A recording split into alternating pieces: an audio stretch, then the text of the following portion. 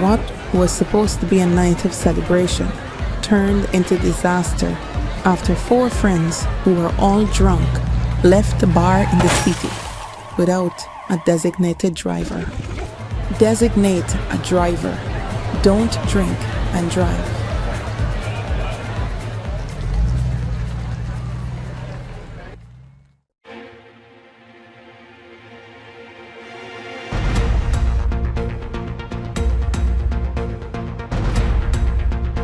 This is your News Source Evening Bulletin for today, Wednesday, the 20th day of November in the year 2024. I'm Gordon Mosley reporting, and here's what we're tracking tonight. Guyana and India today signed a total of 5 memoranda of understanding, including a bilateral agreement that would see Guyana teaming up with the global economic powerhouse to strengthen cooperation in hydrocarbon trade and petroleum products. The agreement comes at a critical time, as the two countries, led by their leaders President Irfan Ali and Prime Minister Narendra Modi, take critical steps to achieve the UN Sustainable Development Goals, aimed at ensuring access to affordable, reliable, sustainable, and modern energy for all. The Indian Prime Minister Narendra Modi, who is on a state visit to Guyana, said Guyana will play an important role in India's energy security. Given the new possibilities in the area of energy, we will move forward together as natural partners. Guyana will play an important role in India's energy security. In this regard, we will create a roadmap for a long-term partnership. The MOU we are signing today on this subject will further strengthen our cooperation. Under the MOU, the two countries will share best practices in the energy sector and engage in technology transfer, while strengthening investments in the gas-to-energy project, fertilizer production, mining, deep-water port infrastructure, and clean energy. Other MOUs were signed in the fields of health, pharmaceuticals, broadcasting, culture, and agriculture. In the area of food security, President Irfan Ali said Guyana will receive added support to boost its rice, sugar, and soybean industries through the use of technology and innovation. Security. India's support in advancing our rice industry through technology, innovation, and research. India has also committed to supporting us in our sugar industry, not only from an infrastructure perspective, but also from a human resource and technical perspective.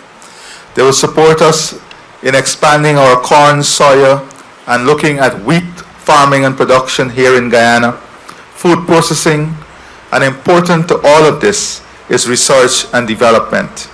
It is the intention of the two leaders to promote climate resilience and precision agriculture, foster digital public infrastructure, and create a supportive ecosystem for farmers, they noted.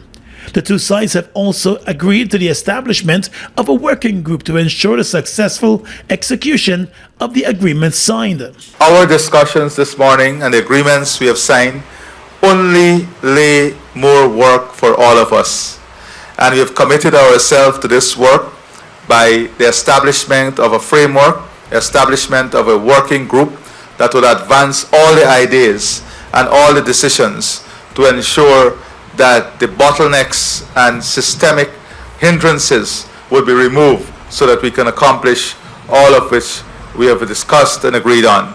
Last January, during a visit to India by President Irfan Ali, the governments of India and Guyana also agreed to the establishment of working groups in several areas. Today, the two leaders said they were pleased with the work of the joint working groups, and they pledged to continue to work together to achieve their goals. More news coming up in just a moment. It all starts with one. Maybe it's one look, you know the one, or one touch, even one word. I can start with one step, or one promise, one thrill, one first time, one deep breath, one leap of faith, one day to remember, or one night to forget. One moment, so many stories that make up one crazy, average, everyday, fabulous life. We get one life, just one. Make your move. It all starts with one.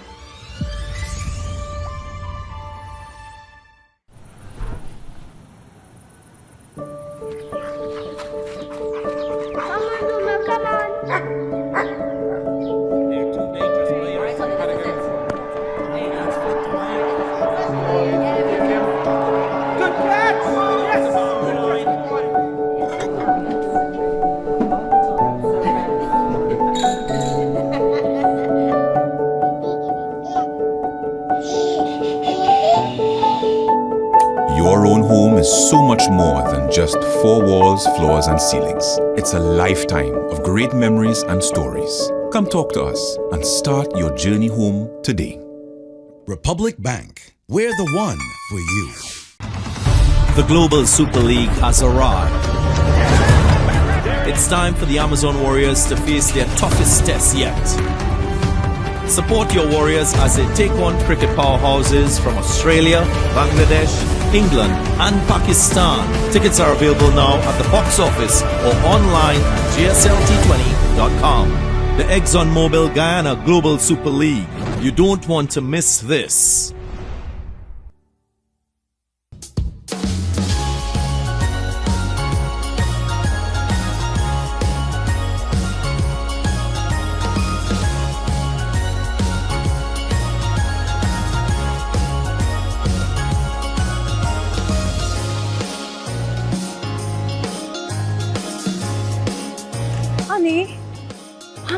Honey, what are you doing?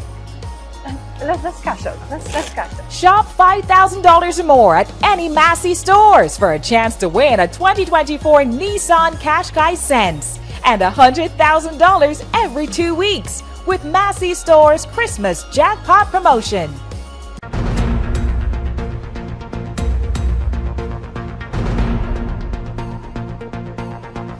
Welcome back. The second India-CARICOM summit opened today at the Guyana Marriott Hotel with the Prime Minister of India, Narendra Modi, offering CARICOM 1,000 additional scholarships.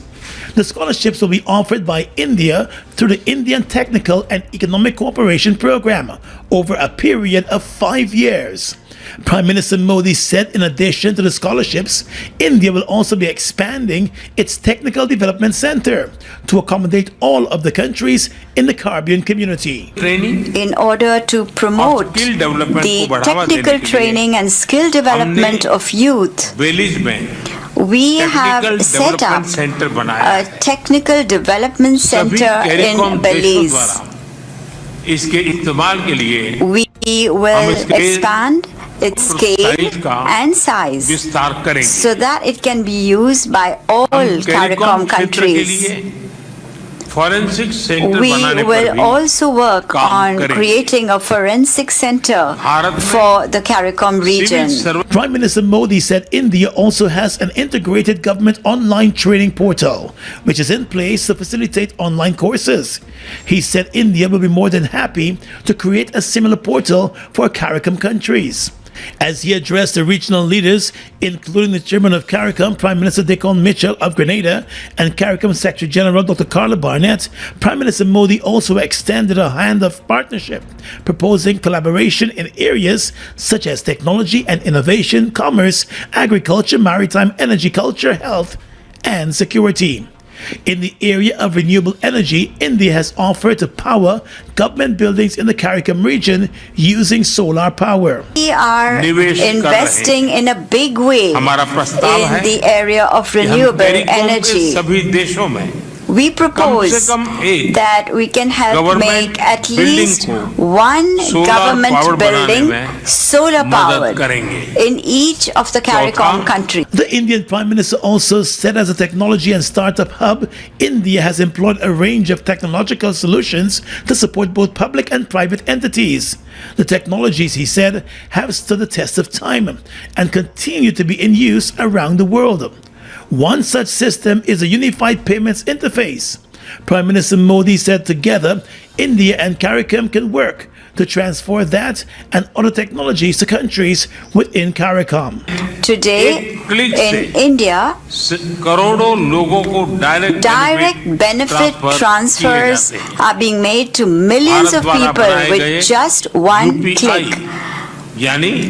Unified payment Countries like UAE, Singapore, Sri Lanka, France, Nepal, and Mauritius are now connected to UPI, that is to the Unified Payments Interface made in India. It is my suggestion that we work together for its adoption by CARICOM countries as well. For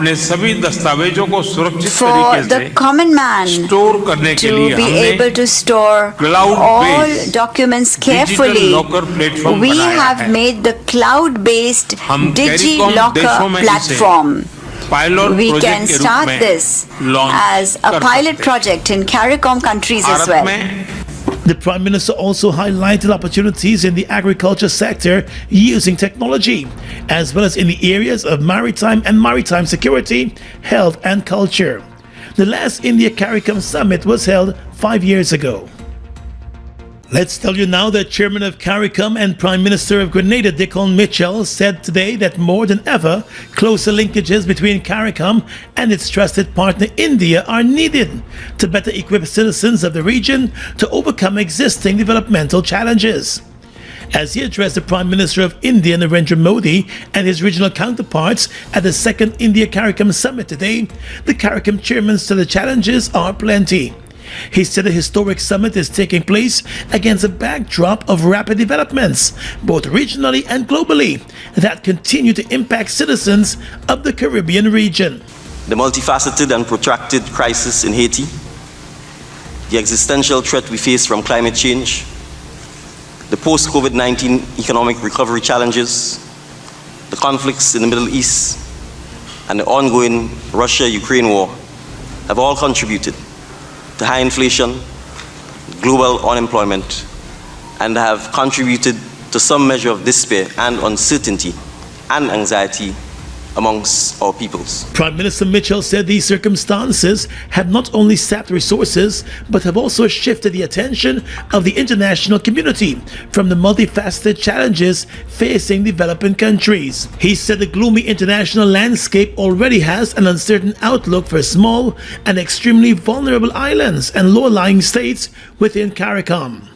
The Prime Minister said the summit provides an opportunity for the leaders from both the region and India to engage in frank and meaningful discussions that will redound to a mutual benefit.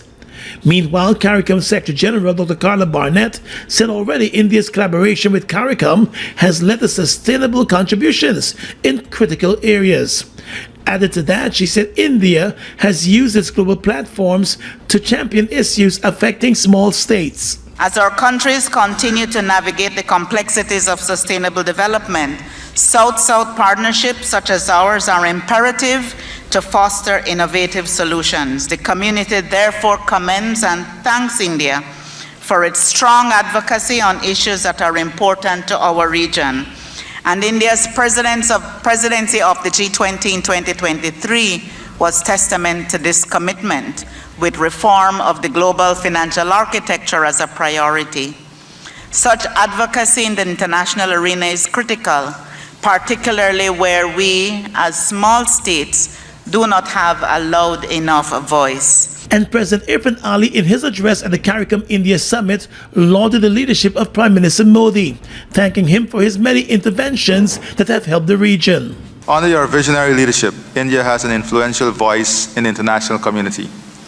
Your launching of the Voice of the Global South, your recent chairmanship of the Group of 20, India's pivotal role in BRICS, and your steadfast advocacy for the developing world underscores your commitment to advancing the aspirations of the Global South.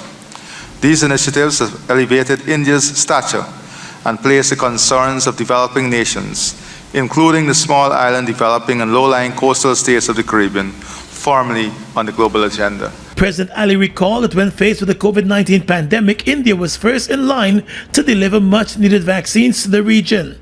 He said for that, CARICOM is thankful and India has also contributed significantly to the region's rich culture. CARICOM and India have also partnered in a number of areas, including agriculture, health and technology, along with education, energy and commerce. The Guyana Elections Commission GECOM is currently conducting a national registration exercise.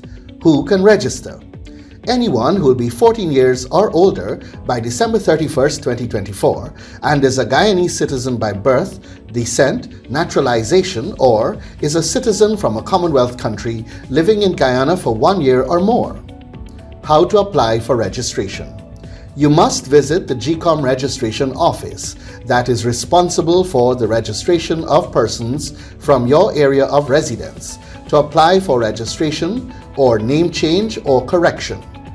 You must be in possession of the following source documents as might be relevant: original birth certificate or valid Guyana passport for new registration, original marriage certificate and original birth certificate in the case of a name change by way of marriage, original deed poll and original birth certificate in the case of a name change by deed poll, original naturalization certificate and original birth certificate or valid passport in the case of naturalization.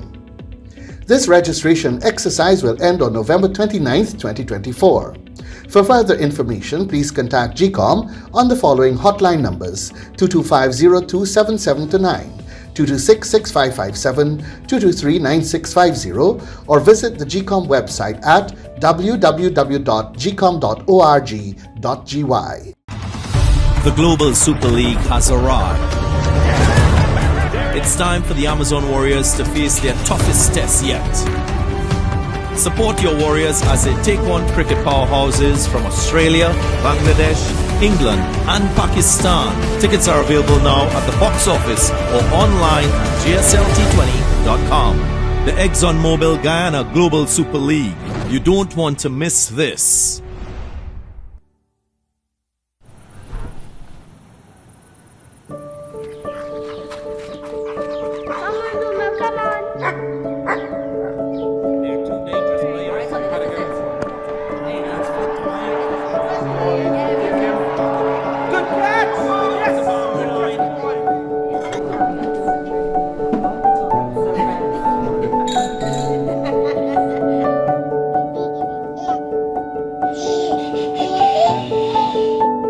Your own home is so much more than just four walls, floors, and ceilings. It's a lifetime of great memories and stories. Come talk to us and start your journey home today.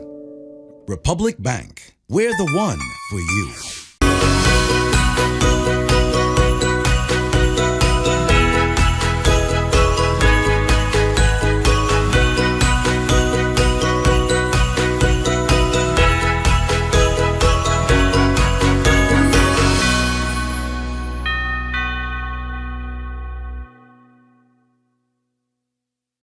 It all starts with one.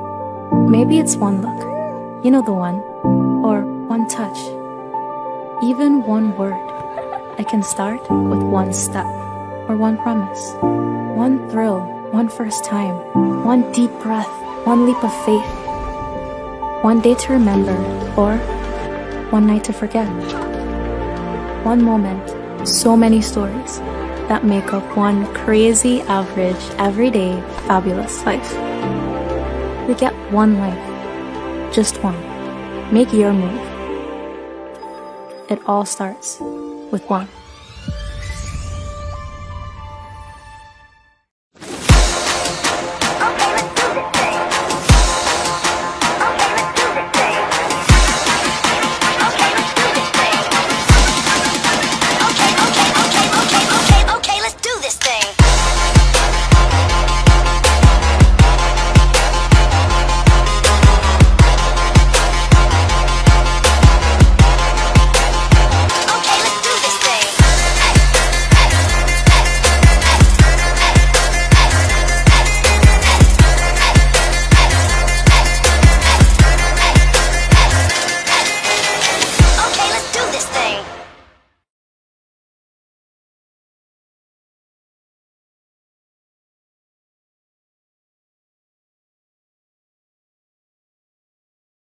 Well, let's tell you now that the United States used its power as a permanent member of the UN Security Council today to vote against and veto a draft resolution which demanded an immediate and unconditional ceasefire in Gaza at the UN Security Council meeting this morning.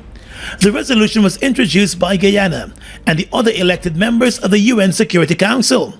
According to Guyana's permanent representative at the UN, Ambassador Carolyn Rodriguez-Burkett, the draft resolution followed several meetings and negotiations with the other members of the UN Security Council. It was prompted by the Council's deep concern over the catastrophic humanitarian situation in Gaza, including what was unfolding in North Gaza, and the need for an urgent response to that situation. The resolution was presented at a time when there is growing concern about rising tension in the Middle East and the impact it could have globally. The U.S. made its position known ahead of the meeting and made it clear that it would not be supporting an unconditional ceasefire that failed to address the release of hostages. The resolution did address that issue, but still did not garner the support of the U.S. The text before us recalls the Security Council's primary responsibility to uphold international peace and security and demands an immediate, unconditional, and permanent ceasefire to be respected by all parties, and reiterates the Council's demand for the immediate and unconditional release of all hostages. This is one of the most important provisions of the text, since it addresses some of the most fundamental concerns regarding the ongoing hostilities. The text also demands that the parties comply with their obligations under international law, including international humanitarian law. This was the fifth resolution on Gaza to be voted down at the UN Security Council. Guyana was elected to the UN Security Council in January to serve a 2-year term. Guyana has repeatedly called for a ceasefire in Gaza, stressing that violence and genocide have no place in a modern society. The Guyana Police Force reported today that one of the drivers involved in yesterday's deadly collision involving 2 sand trucks has been released from the hospital, while the other driver remains hospitalized with serious injuries. The accident claimed the life of 42-year-old electrical contractor Carlton Smart, who was jogging on the side of the roadway when one of the trucks crushed him after their collision. In its statement this afternoon, the Guyana Police Force identified the 2 drivers as 28-year-old Denzel Webb from Belfield on the east coast of Demerara and 26-year-old Emmanuel Henry from Lusignan, also on the east coast of Demerara. The police statement explained that a truck that was being driven by the 28-year-old Denzel Webb was proceeding west along the southern drive lane on Dennis Street at a fast rate, and on approach at Sheriff Street failed to comply with a stop sign and continued proceeding further west and into the path of the other truck, which was proceeding north along Sheriff Street, also at a fast rate, resulting in the collision. One of the trucks spun out of control and crashed into a motor car along Dennis Street before hitting down pedestrian Carlton Smart, crushing him to death. The other truck came to a halt along Sheriff Street after crashing into a number of parked vehicles and into the front of a building. The police said both drivers have been served with a notice of intended prosecution.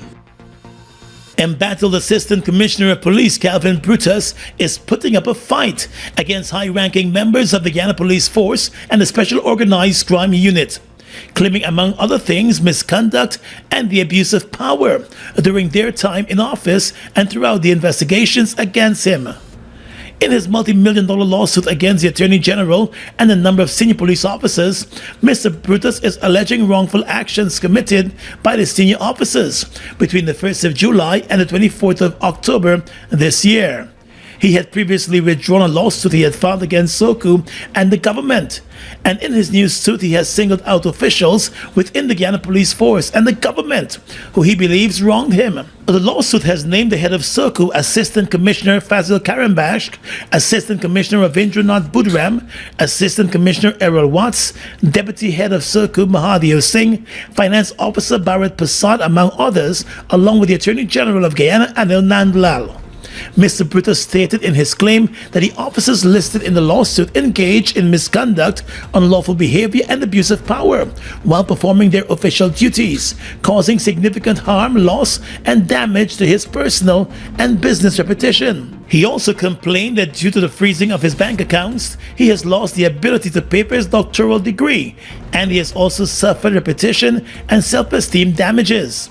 He claims too that the entire incident has left him in a state of constant anxiety and trauma, and noted that the cases against him, especially the claims of money laundering, have stained his reputation and credibility. Brutus is seeking general damages exceeding $300 million for malfeasance in public office, including misconduct, abuse of power, and other unlawful actions. He's also seeking special damages in excess of $100 million for losses related to income, reputation, emotional distress, and economic hardship. Guyana's economy is rapidly transforming, and we're all part of it. Gaia is at the forefront of this development by providing reliable and efficient energy and supporting community development from the very core. 100% of Gaia's profit goes back to building schools, roads, and other important infrastructure that connects our cities and towns, providing fuel to domestic, marine, industrial, and aerial transportation. Gaia Oil has now repositioned itself as a market leader in the petroleum industry, building a better future for all of us. GECOM is currently conducting a national registration exercise. Who can register? Anyone who will be 14 years or older by December 31, 2024 and is a Guyanese citizen by birth, descent, naturalization, or is a citizen from a Commonwealth country living in Guyana for 1 year or more. It is the civic duty and legal responsibility of all persons who meet the eligibility requirements to apply for registration. By doing so, you will be ensuring that you are issued a national identification card and be included in the official lists of electors for future elections, providing you meet all eligibility criteria. Persons could be prosecuted, fined, or even sent to prison for failing or refusing to apply for registration. This registration exercise will end on November 29, 2024. For further information, contact GECOM on 225-027729 or visit the website www.gecom.org.gy.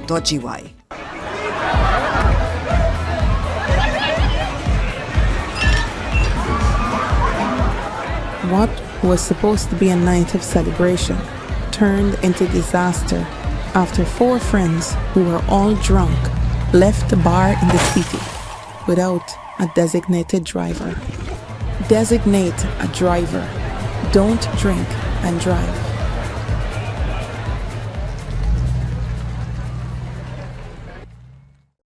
It all starts with one. Maybe it's one look, you know the one, or one touch, even one word. I can start with one step, or one promise, one thrill, one first time, one deep breath, one leap of faith, one day to remember, or one night to forget. One moment, so many stories that make up one crazy, average, everyday, fabulous life. We get one life, just one. Make your move. It all starts with one. Across the region tonight, U.S. Secretary of State Antony Blinken yesterday called Venezuela's Edmundo Gonzalez the country's president-elect for the first time, signaling that Washington wants to step up pressure on the incumbent president Nicolas Maduro. The U.S. has accused Maduro of fraud in the July 28 presidential vote, which election officials and Venezuela's top court said Maduro won. The opposition said tallies collected by its observers show a clear victory for Gonzalez. Writing on the social media site X, formerly Twitter, the U.S. Secretary of State said the Venezuelan people spoke resoundingly on the 28th of July and made Edmundo Gonzalez the president-elect. The administration of U.S. President Joe Biden had not until now referred to Gonzalez as the president-elect. The administration of Donald Trump in 2019 recognized opposition leader Juan Guaido as the country's interim president after a 2018 election that Washington similarly called a sham. The 75-year-old Gonzalez left Venezuela for Spain after the government issued an arrest warrant for him. But he has said he will return on the 10th of January to take office as president. In Jamaica, the Prime Minister of Jamaica, Dr. Andrew Holness, has outlined a comprehensive strategy aimed at transitioning Jamaica towards robust and inclusive economic growth. The announcement was made in a landmark address titled The Next Chapter, Pivot to Inclusive Growth, which was delivered at the office of the Prime Minister yesterday. Caribbean News Global reports the new policy statement comes after a decade of economic stabilization and represents the government's focus on pursuing growth that creates tangible benefits for all Jamaicans. Reflecting on Jamaica's economic journey, Prime Minister Holness highlighted the achievements recorded over the past decade, including a reduction in the debt-to-gross domestic product ratio from 146% to under 70%, and a fall in the unemployment rate from 15% to a record low of 4.2%. The Prime Minister expressed gratitude to stakeholders involved in the transformation. He declared it mission accomplished on economic stability and said the government of Jamaica is now pivoting towards transformative and inclusive growth. And finally tonight, international news. The BBC reports that a storm off the coast of the US Northwest and Western Canada is pummeling the region, bringing high winds, flooding, and snow to over 7 million residents living in states along the Pacific Ocean. The storm has caused widespread power outages for hundreds of thousands of Americans, and its strong winds have downed the trees. At least one person, a woman near Seattle, has died. The bomb cyclone, as forecasters call it, has been caused by air pressure quickly dropping off the coast, which has rapidly intensified the weather system.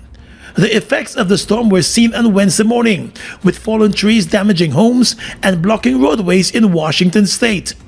High winds are leading to power cuts.